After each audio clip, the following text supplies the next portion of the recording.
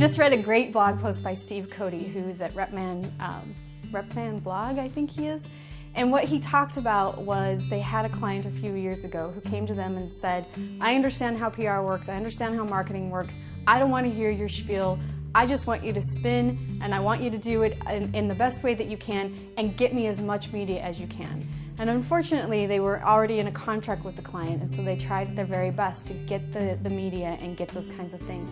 And every time they did, they got something for him. The New York Times, USA Today, Wall Street Journal, Good Morning America, I mean, big stuff.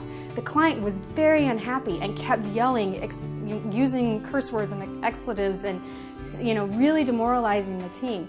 And what they ended up doing was firing that client and saying, actually, spin does suck and we don't like working with you.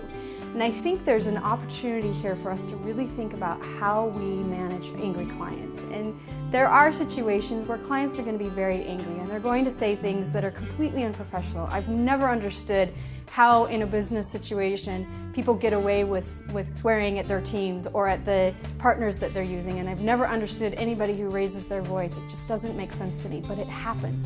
And when you are working with people like that, you have to remember a few things. They just want to be heard. And it may be very hard for you to listen and to empathize because they're yelling at you. And it's really hard not to get defensive or take it personally, but do that. Apologize for the way that they're feeling and go back to them with some suggestions on what you're going to change.